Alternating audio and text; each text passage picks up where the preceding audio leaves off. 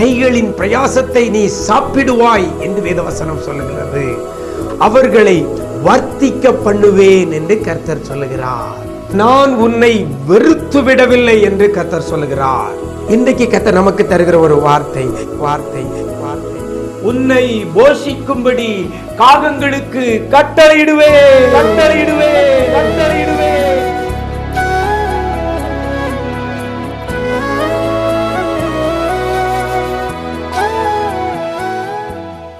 கிறிஸ்துவில் பிரியமானவர்களே, ஆண்டவரும் இரட்சகருமாகிய இயேசு கிறிஸ்துவின் ஈடு இணையற்ற நாமத்தில் உங்களுக்கு அன்பின் வாழ்த்துக்களை தெரிவிக்கிறேன். நல்லா இருக்கிறீங்களா? எல்லாரும் ஆண்டவர் கிருபையில் நல்லா இருப்பீங்கன்னு கர்த்தருக்குள் நம்புகிறேன். இந்த நாளிலே கூட கர்த்தர் நமக்கு தருகிற ஒரு வார்த்தை 1 ராஜாக்கள் 17ஆம் அதிகாரம் 4ஆம் வசனத்தில் இவ்வாறாக சொல்லப்படுகிறது. உன்னை போஷிக்க காகங்களுக்கு கட்டளையிடுவேன் என்று கர்த்தர் சொல்கிறார்.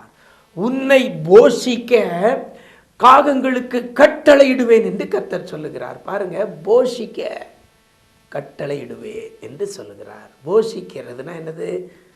ஆமாம், தேவைகளை எல்லாம் சப்ளை பண்ணுறதுக்கு பேர் தான் போஷிக்கிறது. என்னென்ன தேவையோ சரீரத்துக்கும் ஆத்துமாவுக்கும் குடும்பத்துக்கும் வாழ்க்கை நடத்துவதற்கும் என்னென்ன தேவை உள்ளதோ அந்த தேவையை அனைத்தையும் கொடுப்பதுக்கு பேர் தான் போஷிக்கிறது.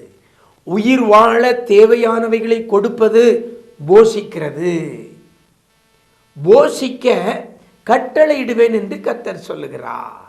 பாருங்க, வசனம் சொல்லுகிறது போஷிக்க அப்படின்னா நீங்க உயிர் வாழ்வதற்கு தேவையான அனைத்தையும் கர்த்தர் உங்களுக்கு கொடுப்பார். உங்களை போஷிக்கும்படி கர்த்தர் கட்டளையிடுவார். கட்டளை யாருக்கு இடுறாரு?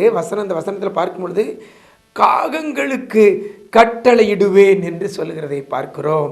எலியா தீர்க்கதரிசிக்கு சொன்னப்பட்ட ஒரு வார்த்தை.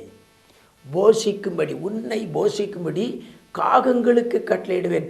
மனிதன் உயிர் வாழ்வதற்கு தேவையான ஆகாரங்கள் உணவுகளை கொடுத்து போஷிப்பதற்கு காகத்துக்கு கட்டளையிடுவேன் என்று கர்த்தர் சொல்கிறார். காகத்தோட குணாதிசயமே அங்கே இருந்து பிடுங்கி திங்கிறதா அதனுடைய வழக்கம். ஆனால் அந்த காகத்தை கொண்டே போஷிக்கும்படி கட்டளையிடுவேன் என்று கர்த்தர் சொல்லுகிறார். கர்த்தர் கட்டளையிடுவாரை ஆனால் பொடுங்கிறதும் கொடுக்கும். கர்த்தர் கட்டளையிடுவாரை ஆனால் எடுக்கிறதும் கொடுக்கும். கர்த்தர் கட்டளையிடுவாரை ஆனால் அழிக்கிறதும் கொடுக்கும்.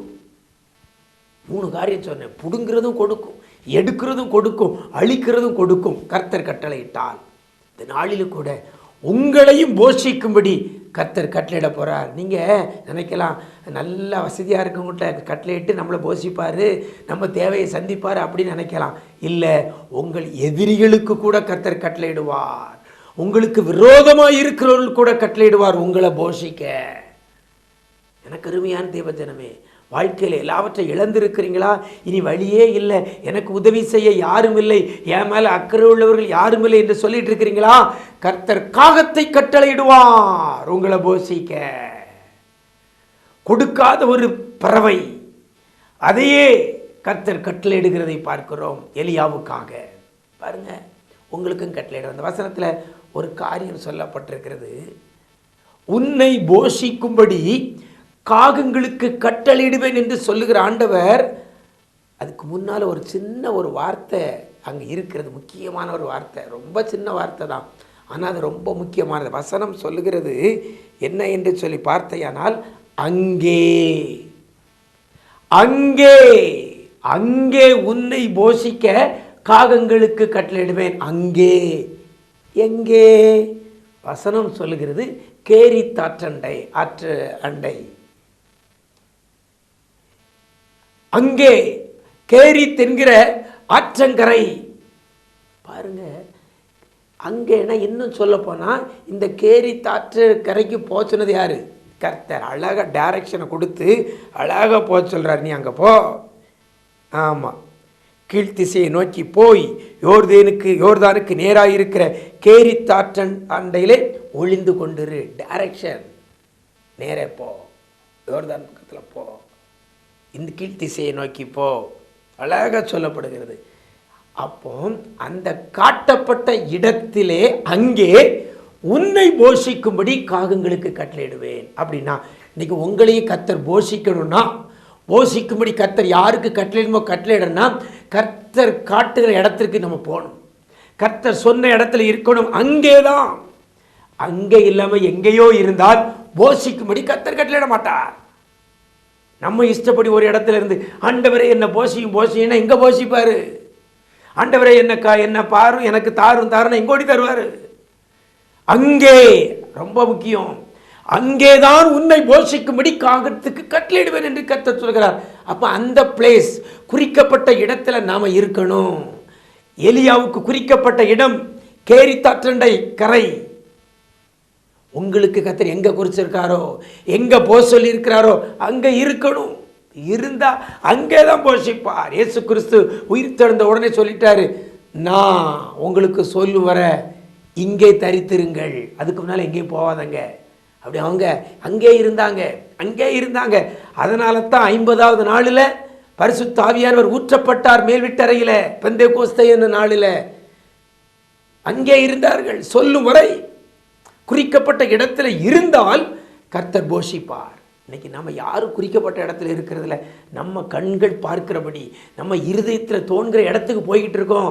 அதனால தான் இன்னைக்கு எல்லாவற்றையும் இழந்திருக்கிறோம். கர்த்தர் காட்டுகிற வழியில், கர்த்தர் இருக்க சொன்ன இடத்துல, கர்த்தர் போக சொன்ன இடத்துல போய் இருந்தால் அங்கே போஷிப்பதற்கு காகத்தை கூட கர்த்தர் கட்டளையிடுவார். ஏசப்பாட்ட கேளுங்க, ஆண்டவரே நான் என்ன செய்ய சித்தமாக இருக்கிறேன், நான் எங்கே இருக்கணும், எங்கே போகணும், நீங்கள் என்னை நடத்துங்கப்பான்னு சொல்லி அவர் கரத்தில் ஒப்பு கொடுங்க. அவர் நடத்துகிற இடத்துக்கு, சொல்கிற இடத்துல அங்கே போங்க. அங்கே கர்த்தர் உங்களை போஷிக்கும்படி காகத்துக்கு கட்டளையிடுவார். தேசத்தில் பஞ்சம் இருக்கலாம், கர்த்தர் கட்டளையிட்டதுனால காகம் எங்கேருந்து பிடுங்கி கொண்டாவது எலியாவுக்கு கொண்டு வந்து கொடுத்துச்சு. கர்த்தர் நல்லவர், உங்களையும் போஷிப்பார். அவர் சொல்கிற இடத்துல தரித்திருங்கள், கர்த்தர் பெரிய காரியங்களை செய்வார். அப்படிப்பட்ட கிருபையை இன்றைக்கு கர்த்தர் உங்களுக்கு தருவாராக. நாம் ஜெபிக்கலாமா?